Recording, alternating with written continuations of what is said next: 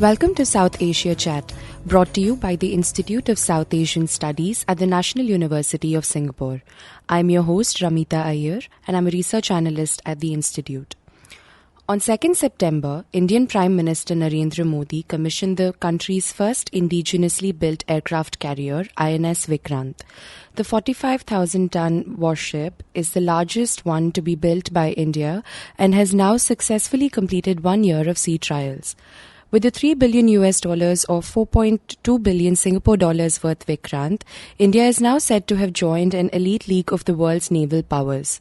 In this episode, I am joined by Dr Yogesh Joshi, Research Fellow at ISAS. We will be discussing details pertaining to INS Vikrant, India's defence capabilities and its naval strategy.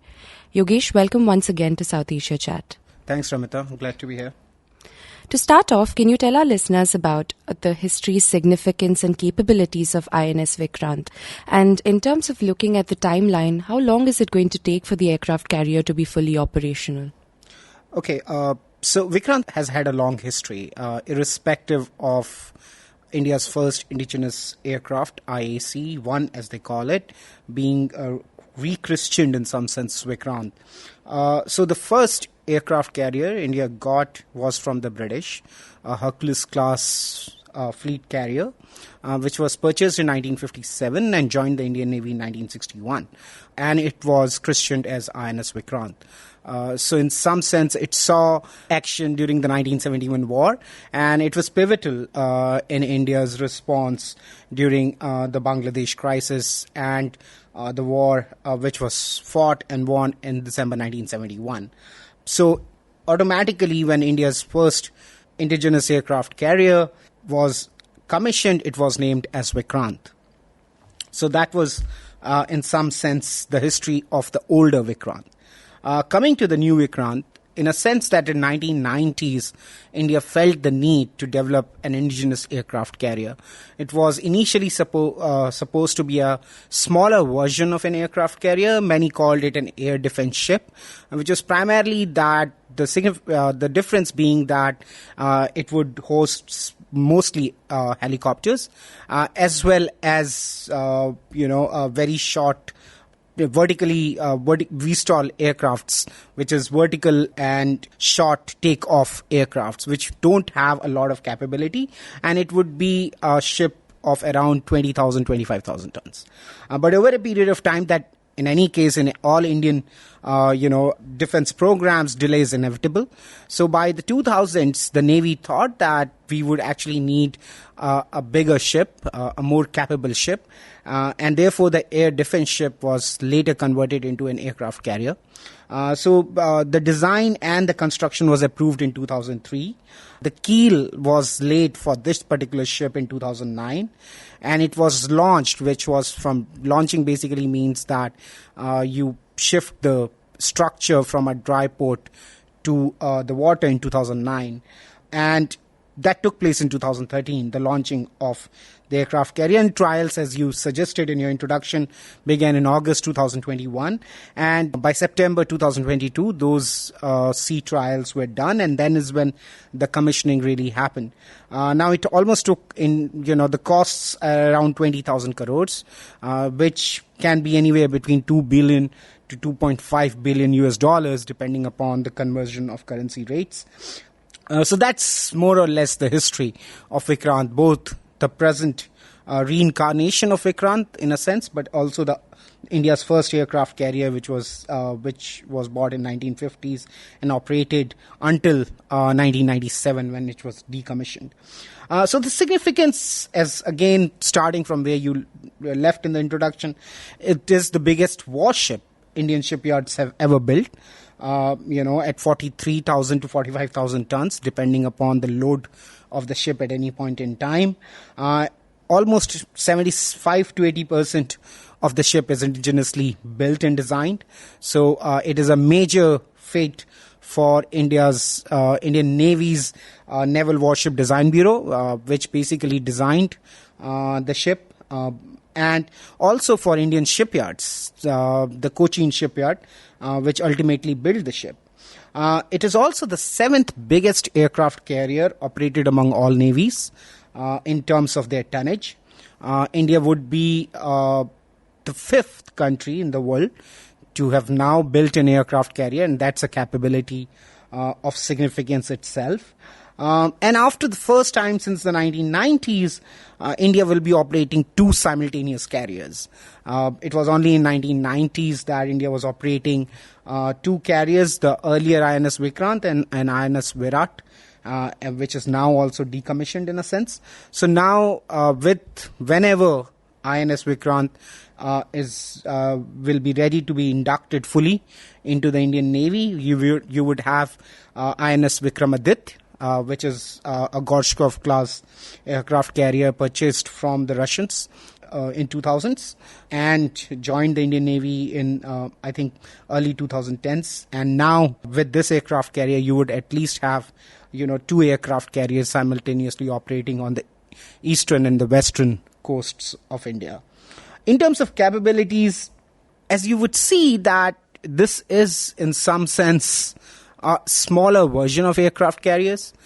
So the US aircraft carriers, for that matter, are over 100,000 tons, built, operated by nuclear power, nuclear propulsion. Then comes the second class of ships, which are the British and the Chinese aircraft carriers, which are around 65,000 tons. And then is the last version of 40 to 45,000 tons. So in some sense, compared to aircraft carriers all over the world, it is still relatively of modest size. But it would have an endurance of almost 75,000 nautical miles, which basically means that the ship can sail to Brazil without the need of being refueled from the Indian coasts. It would carry approximately 30 aircrafts, fixed-wing aircraft such as the naval version of MiG-29, which operates from India's other aircraft carrier right now, INS Vikramaditya. But also at some point in time, the naval version of the light combat aircraft, which is indigenously developed by Hindustan Aeronautics Limited, and is currently being sold to Malaysia, or is the proposal to for being sold to Malaysia at some point in time. So the fixed-wing aircrafts like MiG-29 and LCAs, as well as anti-submarine helicopters such as Kamov-31 from Russia and MH-60R from the US, recently acquired. Another thing which we need to kind of, laid out, that in terms of capabilities, the ship is going to operate on a technology called stowbar rather than a catapult used for assisting aircrafts. So a catapult can actually help heavier aircrafts and therefore is a better technology in that sense for operating heavy aircrafts. But a stowbar can only help, medium mass aircrafts to be launched. So in that sense, there is the Chinese Liaoying class aircraft carriers actually use catapults rather than stowbar. But so far as we are thinking about aircraft such as MiG-29 and LCS, the stowbar would be sufficient. If India builds a bigger aircraft carrier at some point in time in future, I think they would go for the catapult technology, and there are active discussions with the US to acquire that kind of capabilities for the next set of aircraft carriers. So the country's second aircraft carrier, Vikrant, was commissioned just recently, and the Indian Navy is already pitching for a third one now. So my question is, why does India need so many aircraft carriers, and how does INS Vikrant fit into India's naval strategy? So the Navy has always been very keen on aircraft carriers. So to give you an example, in 1947, when the Indian Navy planned its first naval plan paper, it actually asked for two fleet carriers. So in that sense, one can say that there is always an organizational kind of a response to acquiring capabilities. The more you ask, the less you will get. The logic which the Navy provides is that you need to have at least two aircraft carriers operating on the eastern and the western coasts, and at least at any point in time, one aircraft carrier would be under maintenance. So you need three aircraft carriers to have seamless operations, both on the eastern front and the western front. So that's the logic which the Navy provides in some sense for the aircraft carriers to be for 3 aircraft carriers. And they think that, that aircraft carrier provides versatile capabilities, particularly in terms of controlling the seas in and around, the Indian Ocean. And in some sense, fleet carriers work in tandem, with all kinds of ships, whether destroyers, missile corvettes, submarines, and they in themselves, load a very lethal punch, for projecting India's naval force, and may come handy in terms of, not only in coercive diplomacy, but also in actual war. So, as I said, in terms of India's naval strategy, I think India's naval strategy in some sense is predicated on the control of the Indian Ocean, particularly vis-a-vis not only the littoral straits, but also providing capabilities where they can thwart any interference by any external or extra-regional powers. So to create both capabilities of deterrence as well as coercion. And in some sense, aircraft carriers have been used for blockades of Pakistan, in 1971 wars, for that matter. They're also versatile ships in terms of showing the flag, the prestige which comes with an aircraft carrier, as well as humanitarian missions.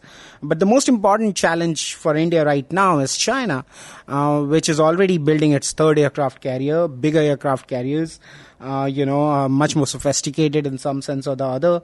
And the Chinese inroads into the Indian Ocean, which you saw with the recent Chinese spy ship docking in Sri Lanka. So I think there is more and more emphasis on how, particularly with respect to China, and this is the first time India is actually facing a significant hostile naval power in the Indian Ocean. It has never done so in its history. Whether it was the British who controlled the Indian Ocean or the Americans, for that matter, for much of the modern era, they were not actually hostile powers who had significant clash of interests, including a territorial clash with India. But for the first time in its maritime history, India is facing a hostile naval power, which is expanding like anything. China is now, in some sense, even surpassed the US in terms of the number of ships and submarines it operates. It's the largest navy in the world. Though technologically, in some sense, it's still far behind the Americans. But the capabilities they are bringing, not only to South China Sea, to the Pacific, but also to the Indian Ocean. In some sense, India's primacy in the Indian Ocean is under significant challenge. And I think the whole idea, in some sense, for the Navy to build upon these capabilities is to take care of the China challenge. There's also a organizational and a human resource element to it.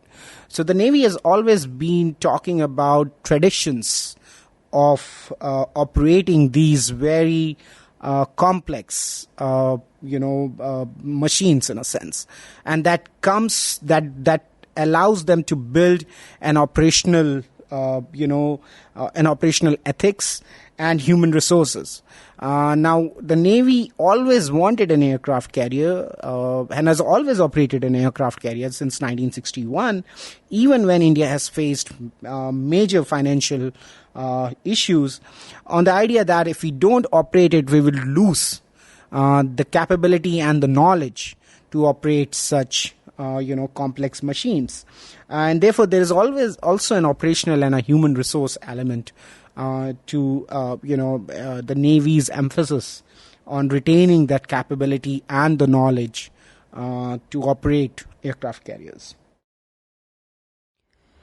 So within the Indian strategic establishment, there are also voices who consider aircraft carriers to be a liability rather than an asset. Some contend that the Navy should focus more on submarines rather than aircraft carriers. Could you throw some light on this debate? So I think it's not a new debate. The problem is that we haven't looked into the history of, very, very, very nuanced issues like, what should your force structure be like? Whether you would like more capital ships, surface ships, or you would like to have more underwater capabilities, or smaller ships which pack a more lethal punch. So in the conceptual world of naval strategy, this is about what your objectives are at the end of the day, and it also depends upon what your finances are. So those are the two most important things before you can actually think about a force structure. Now, that's how you divide, in a sense, strategies of what you call sea control and sea denial.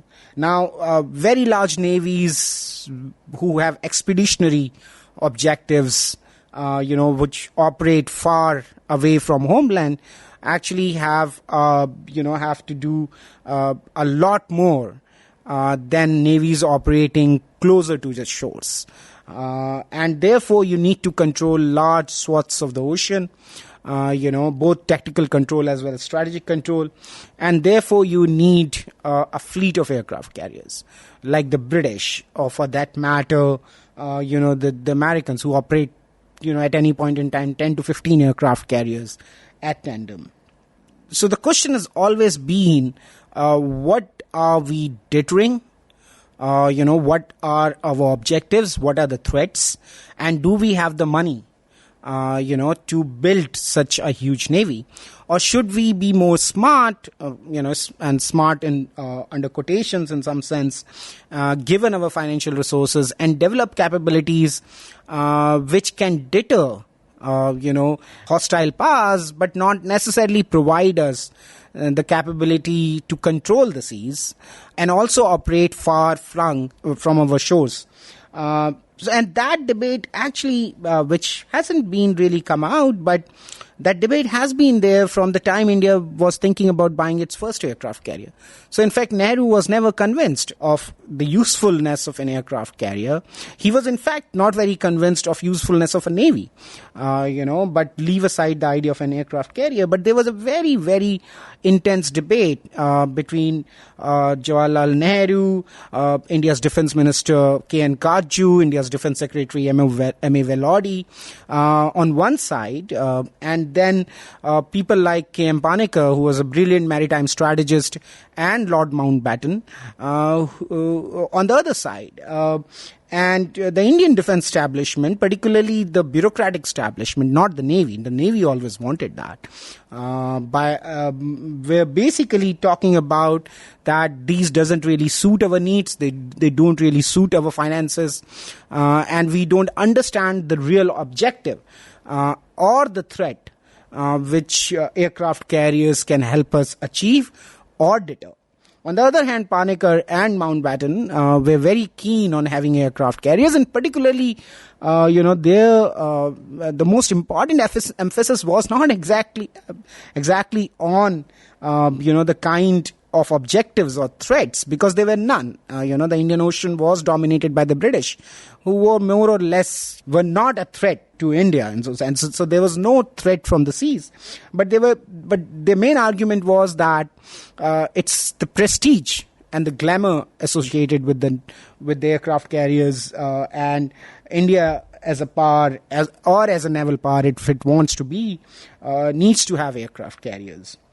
Even after 1971, which many in the Indian Navy kind of give as evidence of aircraft carriers' usefulness in situations of war, was actually contested by political decision makers within the Planning Commission.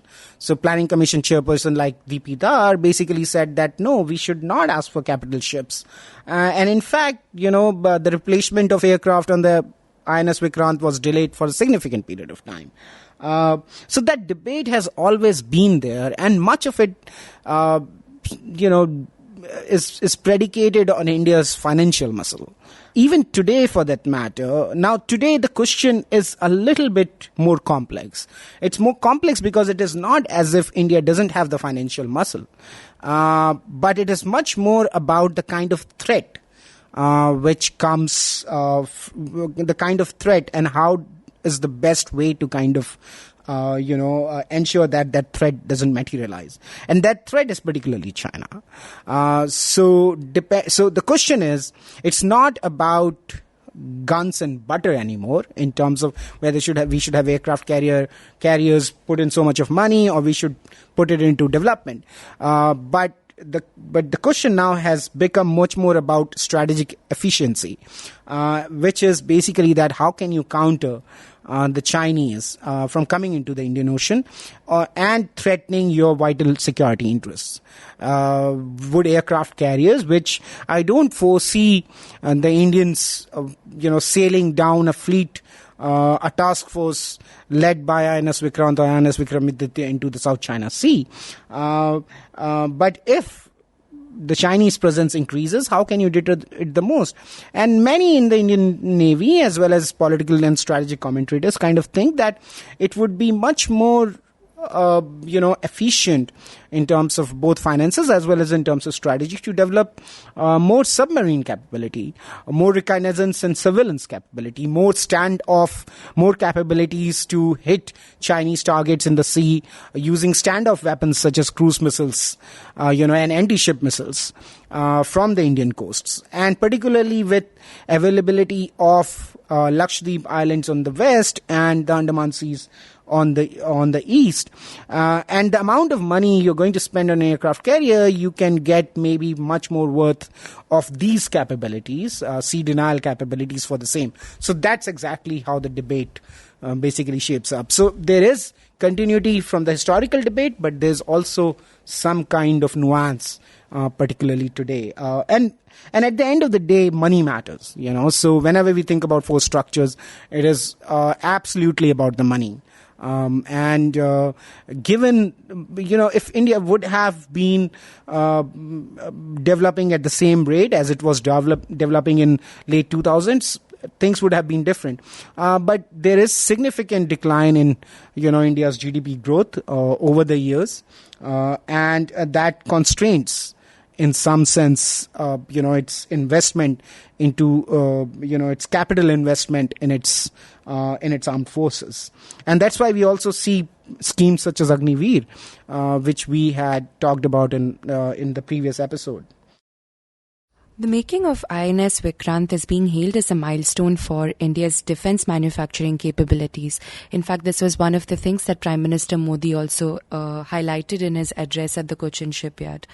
So how do you see the commissioning of the ship validated within the precepts of the government's flagship initiative of Atmanirbhar Bharat?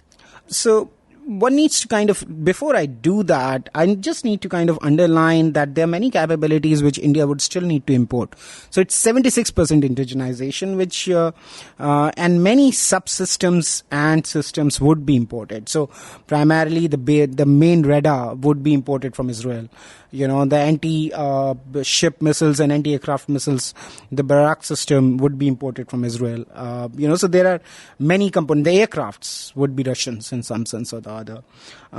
So there are many components which would still be imported.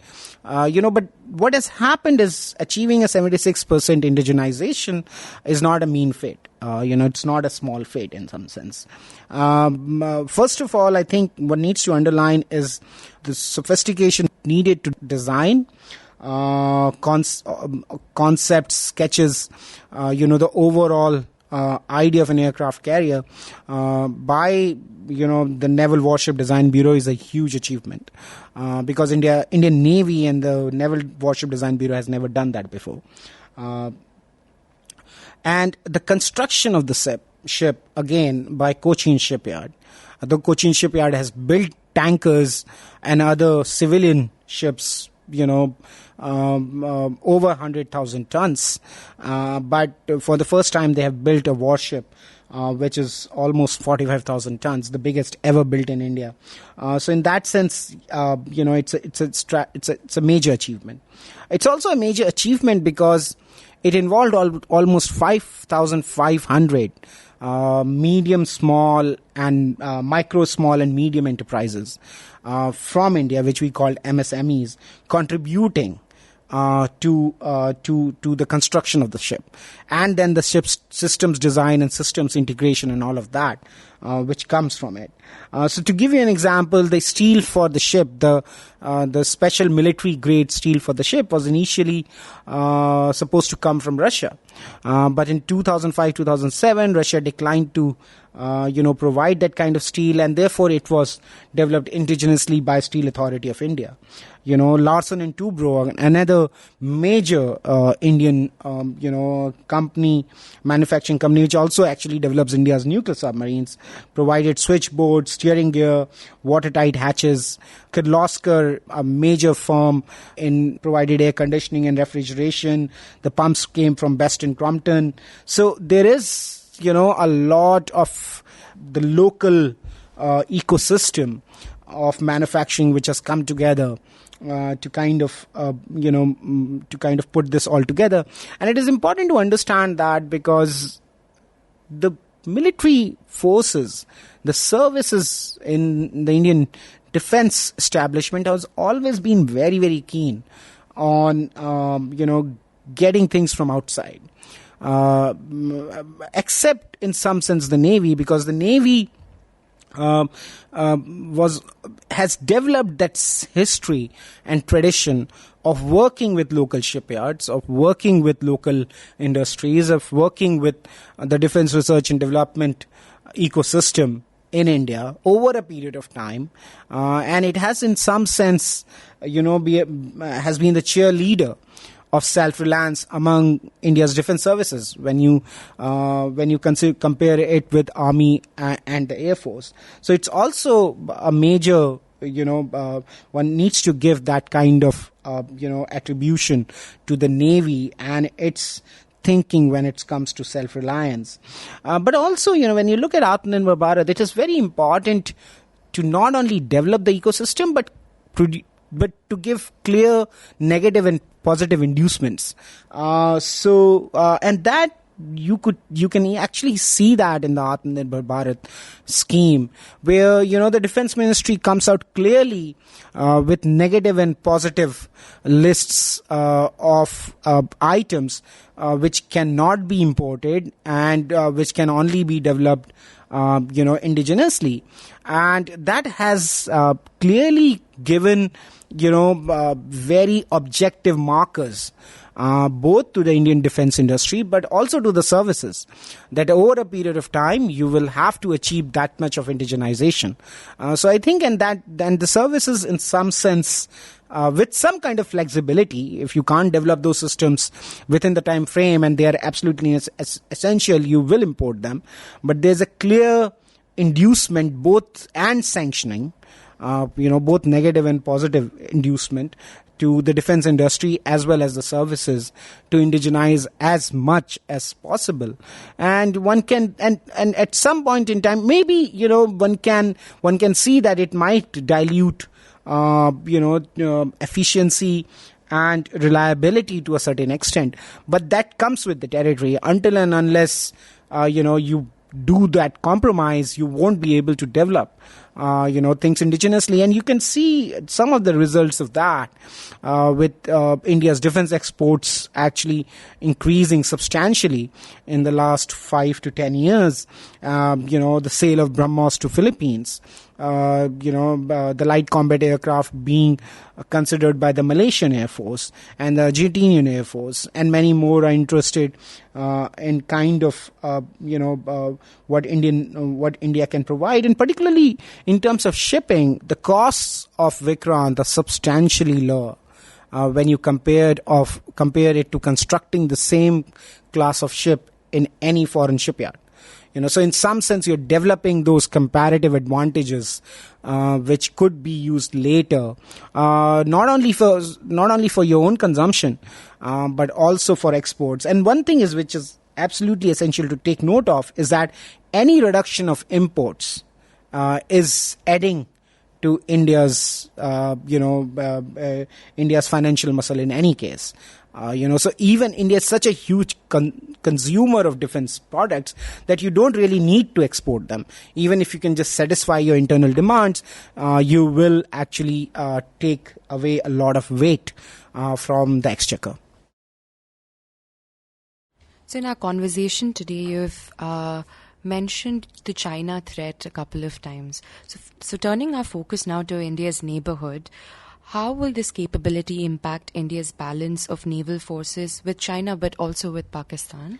So let's think about Pakistan first. I think in the case with Pakistan is a little straightforward in a sense that India has always kind of enjoyed disproportional advantages in terms of naval forces over Pakistan, and Pakistan's strategy, because India's strategy has been of sea control, Pakistan's strategy has been of sea denial. So, Pakistan has actually from the very beginning invested a lot more into the kind of weapon systems for sea denial, as I was talking about, anti-ship missiles, submarines, small aircraft, shore-based aircrafts for that matter, and all of that.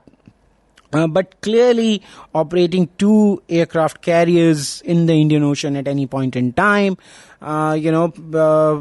provides India the capability to blockade Pakistan and to use that threat for its coercive diplomacy. In fact, some of these were considered during the Kargil War. The Kargil War, Indian Navy actively worked towards or was preparing to blockade Pakistan as a measure of escalation if things don't really go India's way in the limited war in Kargil. But also, during the Balakot crisis, there's always these contingency plans to blockade Pakistan. So in that sense, having those 2 aircraft carriers was vital. But it's also vital because once you have aircraft carriers operating both on the eastern front and the western front, at least you have capability to take care of any extra regional threats if they materialize during any confrontation with Pakistan. So if in case China comes to help Pakistan, for that matter, or show its presence in the Indian Ocean, you have capabilities to take care of that while you are doing your job on the Pakistani front. But I think the larger consequence for the aircraft carriers is the control over sea lanes of communications. If there are 2 aircraft carriers, they can operate far away from the India's shores, and the aircrafts give them and the kind of capabilities aircraft carrier has with the task force it commands would have a capability which would basically cover the whole of northern Indian Ocean, from Straits of Malacca to Straits of Hormuz, so to say.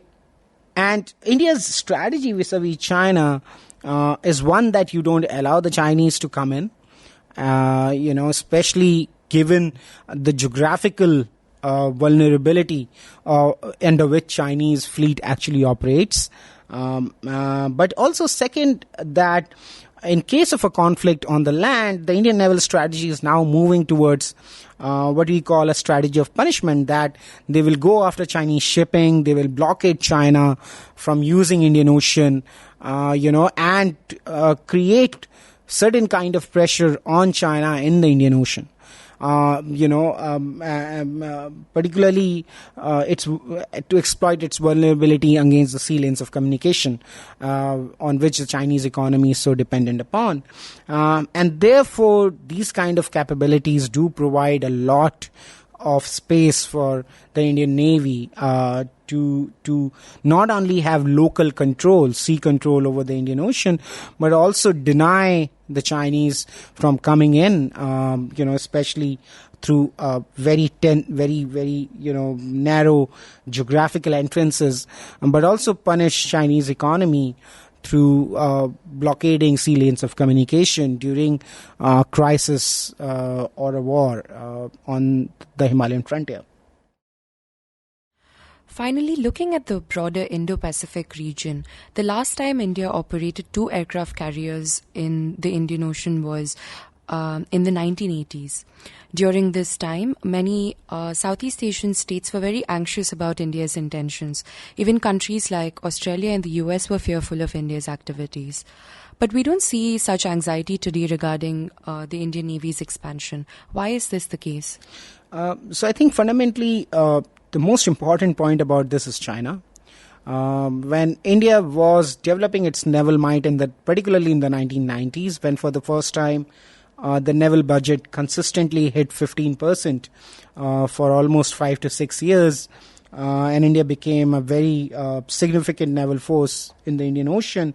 That was also the first time India had got a nuclear submarine on loan from Russia. There was a lot of consternation. And one can revisit that time, everybody writing about India's objectives, what this is for. The Southeast Asians were very unhappy. The Australians were anxious. Even there were a lot of murmurs in the US of what use would India put these forces on. And also that India became extremely interventionist during this time. So the interventions in Sri Lanka, Maldives, Mauritius actually took place when Indian Navy was in some sense at its pinnacle during the Cold War. So there is both the capabilities element of it, but also India's intentions and its actions during that period of time that created, and there was no visible adversary in some sense, like China today. There was also an overhang of Soviet influence on India, because much of India's, defense needs were procured from the Soviet Union. So all these factors at that point in time created anxieties about the Indian Navy. The situation today is it's completely opposite. You would see a lot of consternation regarding Chinese capabilities, but when you look at the strategic analysis, you would see that actually, states are either completely oblivious in some sense, or to what is happening with the expansion of the Indian Navy, or actually welcoming it. And that is particularly because there is a bigger threat, a much more assertive threat, a much more aggressive threat compared to India. So there is a clear comparison today compared to the situation in the 1980s when there was no visible threat to the Indian Navy. So there is a justification for the Indian Navy to expand, but also an argument for the others to welcome it. The second thing one needs to understand in India's naval expansion and the history of it is that how the Navy Indian Navy fit into the larger military strategy of great powers. Was an important element in the expansion of the Indian Navy. So, for example, during the Cold War, the Indian Army and the Indian Air Force fit the fight against communism much more than the Indian Navy did. And moreover, the British and the Americans ruled the waves. So, the British and American support for the Indian Navy was very, very weak. Both Britain and the US, and particularly the US, declined to support the expansion of the Indian Navy. And therefore, you could see in 1960s that the Indian Navy actually went to Russia to acquire submarines and other crafts which the West was not willing to give. Now that situation has completely changed today.